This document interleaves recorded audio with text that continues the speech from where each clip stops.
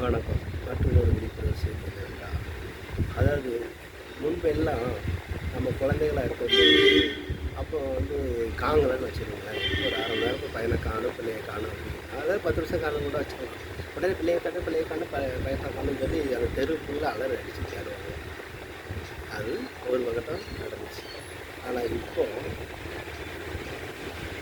பொண்ணோ பையனோ வீட்டுக்குள்ளே வந்துட்டு வேகமாக ரூமுக்குள்ளே போயிட்டு கதவை சாத்தி டவா போட்டோம்னாலே இங்கே உயிர் போயிருக்கிறார்.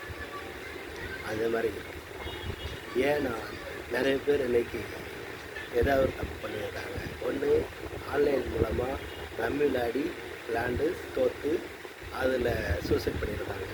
இல்லைன்னா ஸ்கூலில் காலேஜில் ஏதாவது ஒரு பிரச்சனை இருந்துச்சுன்னா அது சொல்லாமலேயே அது வீட்டில் இது பண்ணிடுறாங்க. இந்த மாதிரி இதெல்லாம் மறையணும் அப்படின்னு கேட்டால் நீங்கள் முதல்ல பெற்றவங்க முதல்ல ஃப்ரெண்ட்ஷிப்பாக மாறணும்.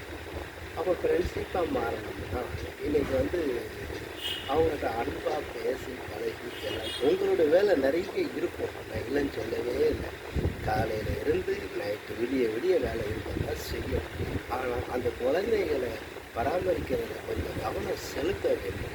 இதனால் அந்த கவனம் செலுத்தாதனால தான் நம்ம குழந்தைகள் இன்றைக்கு வரைக்கும் நமக்கு தெரியாமல் நிறைய தப்புகள் பண்ணிக்கிட்டு இருக்கிறாங்க. நிறைய பேர் இறந்தும் போயிருந்தாங்க, தெரிய மாட்டேங்குது. எதுக்கு இறந்தான், ஏன் இறந்தான், கடைசி அவனுடைய நண்பருக்கு போட போட்டு அவனை வர சொல்லி கண்டுபிடிச்சி கணக்குள்ள ஒரு கிட்டத்தட்ட 1 மாதமோ 10 நாள் கூட ஆகிட்டு. அப்போ இதுக்கெல்லாம் காரணம் யார்? நாம தான். அதுக்கு காரணம் அப்போ நீங்கள் அவங்கக்கிட்ட அன்பாக பேசி, ஏன் அன்பாக பேசினா மட்டும் அவன் சரியாக இருந்தால் அண்ணன் கணிக்கப்பீங்க. இல்லை, அந்த அன்புனால் மாற்றுறதுக்கு எவ்வளவோ மாறுகிறது. ஏன் நம்ம போய் ஒரு ஸ்கூலில் டீச்சரை போய் பார்த்து ஆசிரியரை பார்த்து என் பையனோட கொஞ்சம் கண்டிச்சு பண்ணுங்க அப்படின்னு சொல்கிறாங்க. எதுக்கு சொல்கிறீங்க? நம்ம பேச்சை கேட்க மாட்டேங்கான்னு தானே போய் சொல்கிறீங்க. உங்கள் பையன் ஸ்கூலுக்கு நீங்கள் கிளம்புனான்னு வைங்களேன், உடனே மேமுக்கு ஃபோன் அடிக்கவா, டீச்சருக்கு ஃபோன் அடிக்கவா சொல்லி மிரட்டுவீங்க இல்லையா? அதே செல்லமாக அவன் போக்கிலே போய் அப்படி அடிச்சிங்கன்னா லாபம் யாருக்கு? நல்லா இருந்தால் யாருக்கு லாபம்? மொத்தத்தில் லாபம் உங்களுக்கு. ஆக நீங்கள் அன்பாக நடந்தது அந்த இது ஆக அன்புங்கிறது நீங்கள் பேசுகிற வார்த்தைகளை கனிவாக பேசுகிறது.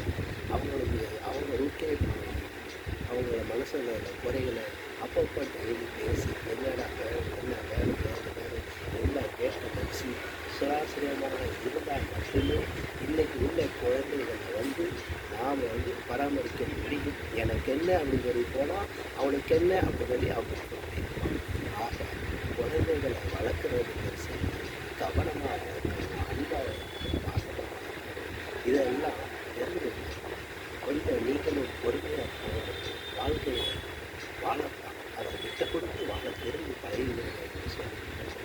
யாரையும் குத்தி பேசணுங்கிற விழிப்புணர்வு அல்ல, உங்களுக்கு உணர்வு ஏற்படுத்தணும் என்கிற ஒரே ஒரு காரணம்.